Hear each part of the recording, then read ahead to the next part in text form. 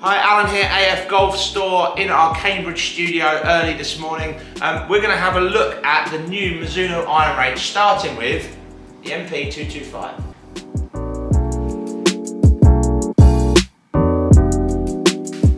So, first look at the Mizuno Pro 225 iron for this year it looks great. It is incredibly clean, a typical Mizuno iron, very, very classic looking.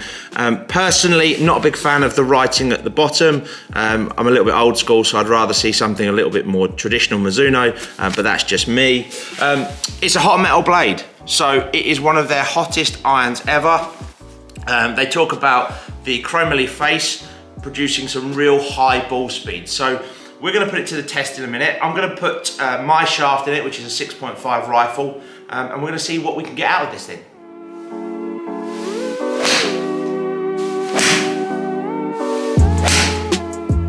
One thing that's really clear is that when we lay the club behind the ball here, the top edge is a little bit more thicker than I'd like to see personally.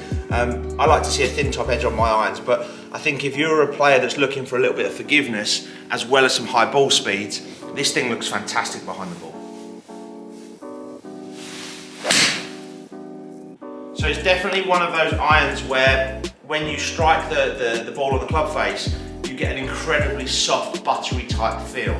But what I noticed when I hit a couple of shots there is that not only is it really, really soft, it feels fast. It feels like the golf ball's going to keep traveling through the air. So if you're looking for some more ball speeds or you're looking for a bit more yardage but want a traditional looking type iron, this thing can really, really work for you. So 5 shots there. My club head speed doesn't really change a lot, so it's always sitting around the 95, 96 mark with the 7 iron. You can see I'm getting pretty good ball speeds. There was a couple of dodgy strikes in there, I must admit. But overall, plenty of forgiveness. What I like about the way the Mizuno performs is that even with the sort of 6 or 7 out of 10 strike, I still got something out of the golf club. There wasn't really a 10 or 15 yard drop off, which you do see in some forged irons when there's a slight misstrike. So I think for performance this year, for the kind of mid handicapper that wants a better player's iron, this golf club could really work for you. But it's not cheap. Depending on the spec and depending on what you want, it's not a cheap iron. It's definitely a considered purchase. We definitely need to look at to see if it's the best product for you. The one thing that is always fantastic with a Mizuno iron and a Mizuno custom fitting is that the options that we do have available. So Mizuno offers such a range of in-depth grips and shaft options for you to try that we can really dial in, especially using the Mizuno DNA fitting cart. So their fitting system is unbelievable. It's a great bit of kit, it's very, very clever, and it can really recommend the right shaft and head combination for you.